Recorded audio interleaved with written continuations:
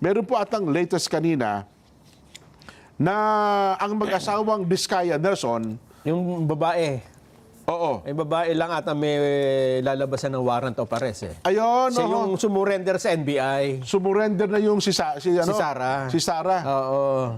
Eh, baka yung dismaya ang hindi naman yung sumuko. Hindi si Michael B ang sumuko. yung talagang totoo, ha? Oo.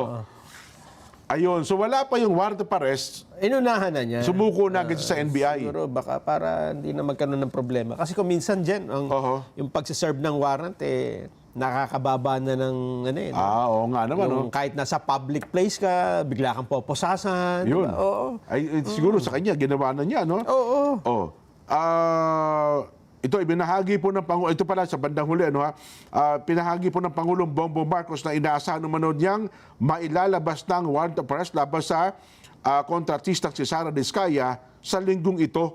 At sinabi niyang may 8 individual na sangkot din daw po sa manumalyang flood control projects sa Davao Oriental, Davao Occidental. Ano to? Bakit sila napunta doon? May projects sila doon? Kumpanya ba ng mga Diskaya ang nagkaroon ng project sa Davao Occidental? Siguro nga, no? Ibinahagi rin daw po ng Pangulo ang napipintong pag-isilbi ng warrant of arrest kay Diskaya sa loob ng linggong ito. Pero, yun na nga po, ang latest, wala pa tayong report doon, na sumuko na ito sa NBI.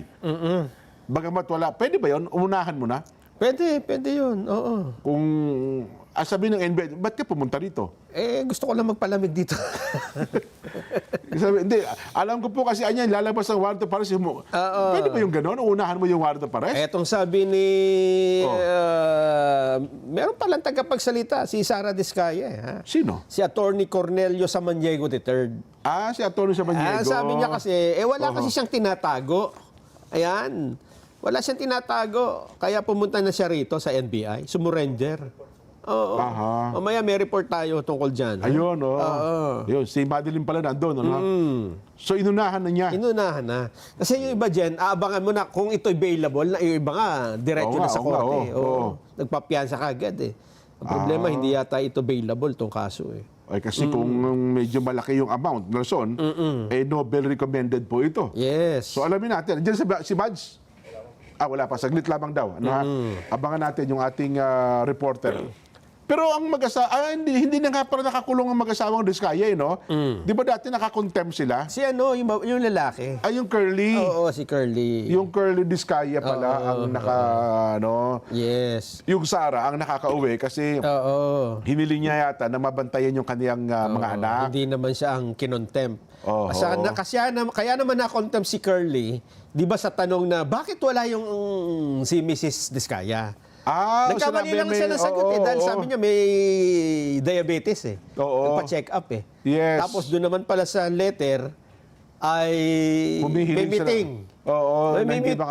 Mimitingin niya yung kanyang mga tauhan.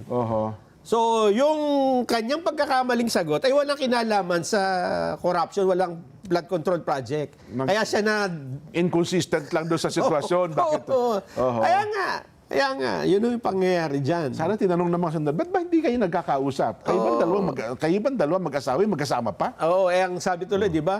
Ba't ka nagsisinungaling? Pero napakaliit na bagay para ipagsinungaling mo yun, no? Totoo. Ay, ibig sabihin, hindi niya talaga siguro alam kung bakit umabsent yung misis niya doon sa hearing. At saka ibig sabihin, hindi sila nagkakausap siguro. Oo. Baka doon na sila sa Senado nagkakausap. Nagkikita.